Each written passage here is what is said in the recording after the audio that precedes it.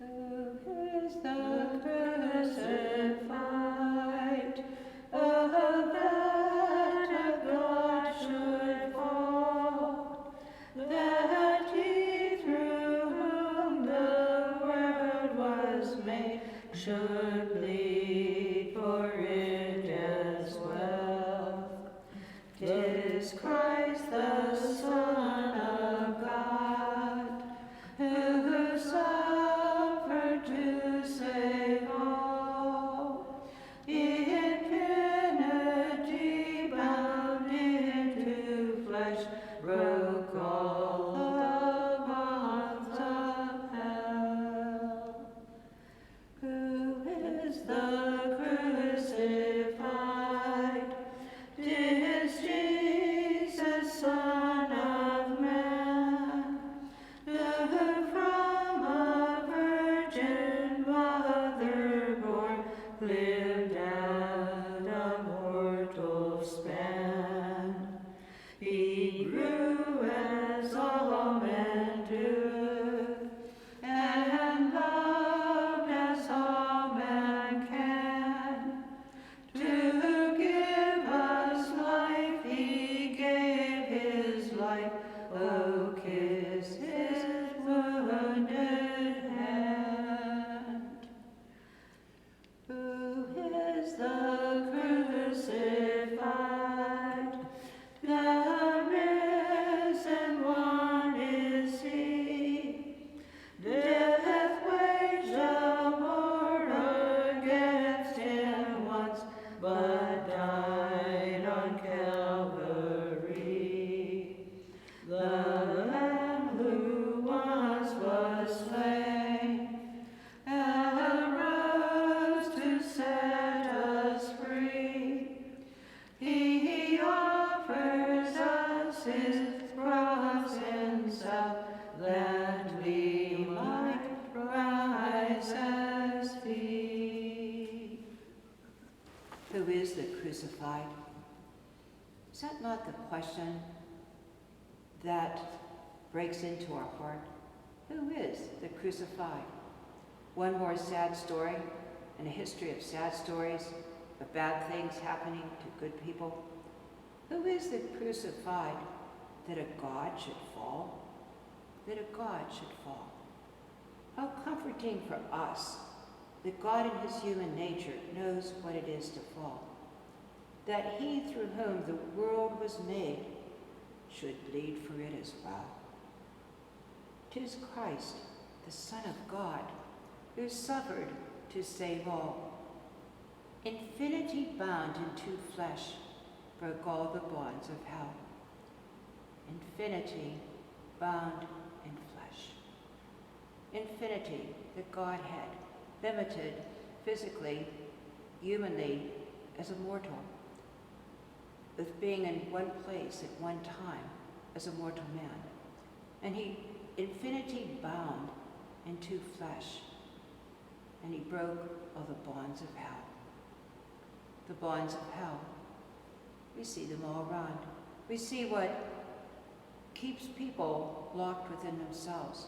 We see the more obvious bonds of hell as those caught up in addiction, of their families who are caught in the bonds, of their loved ones in addiction. We see people making the wrong choices. We see the wrong choices being held as young and free and do what you want. The bonds of hell. Who is the crucified? 'Tis Jesus, Son of Man, who from a virgin mother born lived out a mortal span. When Jesus was born a human, he took on our death, because to be human is to know a mortal span, is to know that we are here for a time, that we are on a journey, that we are a pilgrim people. And he grew as all men do, and loved as all men can. What an awesome inspiration. He loved as all men can. He gave us the ability to love as he loves. Not just as he loved, but he loves. To give us life, he gave his life. Oh, kiss the wounded hand. To give us life, he gave his life. Oh, kiss his wounded hand. And who is the crucified? The risen one is he. Death waged a war against him once, but died on Calvary. The Lamb who once was slain arose to set us free. He offers us the cross himself, that we might rise as he. The risen one is he. Death waged a war against him once, but died on Calvary. I heard a priest reflect the other day on pride and on humility, and he said that pride always thinks it wins, even when it loses. That the devil, when he rebelled against God, he thought he won, because it's about pride. When Christ died on the cross, the devil thought he won. The devil thought he won. The Lamb who once was slain arose to set us free, not just to take us back to our previous life, but to set us freer, to embrace a new life. He offers us himself the cross, that we might rise as he. That part we want to skip. He offers us his cross himself, that we might rise as he. He offers us his cross. He has taken upon us our crosses. They're no longer two, but one. So that is why we so love the crucified. When I was being prepared for First Communion many decades ago, this is the prayer that we memorized. Look down upon me, good and gentle Jesus, and while before your face I humbly kneel, and with burning soul pray and beseech you, to fix deep in my heart lively sentiments of faith, hope, and charity, true contrition for my sins, and a firm purpose of amendment. While I contemplate with great love and tender pity your 5 most precious wounds, pondering over them within me, and calling to mind the words which David, your prophet, said to you, my Jesus, they have pierced my hands and my feet. They have numbered all my bones. What a wonderful gift to be given to a youngster about to receive First Holy Communion. Every year, every decade, every year, that has new meaning. It has new realities. Because indeed, good and gentle Jesus, we're kneeling before somebody who is crucified. And he is good and gentle Jesus.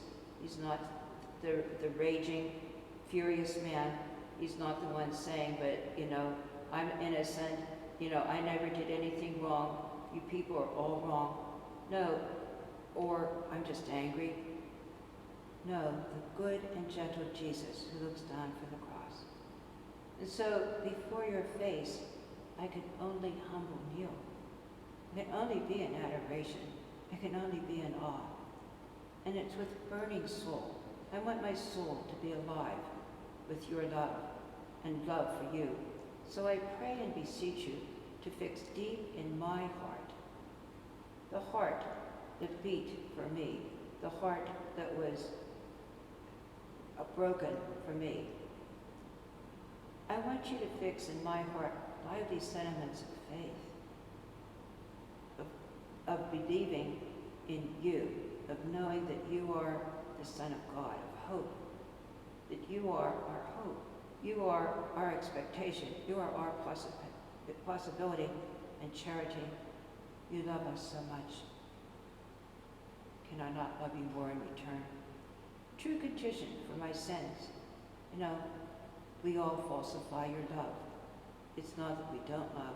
We put it in other places. We put it in substitutes and wonder why it doesn't work.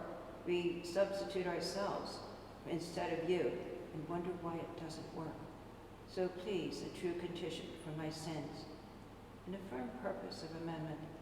Help me to believe that this day, this sorrow, this act of contrition, this reception, the sacrament of reconciliation really does forgive my sins and helps me to be freer for the future. And so while I contemplate, while I wonder, I stand in awe and you in gratitude with great love and tender pity. Your 5 most precious wounds, your 5 most precious wounds, pondering over them within me and calling to mind the words which David, your prophet, said to you, my Jesus, they have pierced my hands, my feet. They have numbered all my bones. Who is the crucified? 'Tis he who will return when all our days have run their course. May it be soon we yearn to hear him speak in truth and see his justice done, and watch his wounded hands reach out to welcome faithful ones. Now praise the crucified, all you who love his name, all you who serve him in the poor, who give up wealth and fame, who watch for him by night and wait for him by day, who love as he has shown you love, praise him eternally. Who is the crucified? 'Tis he who will return when all our days have run their course. May it be soon. We yearn to hear him speak in truth and see his justice done and watch his wounded hands reach out to welcome faithful ones. When he reaches out with his wounded hands, he is embracing all of the wounds that we have known in life. He reaches out with his wounded hands because he stretched out his hands and died. We know how it is when we teach little children to say, how much do you love us? And they stretch out their arms. He stretched out his arms, and he will welcome us home.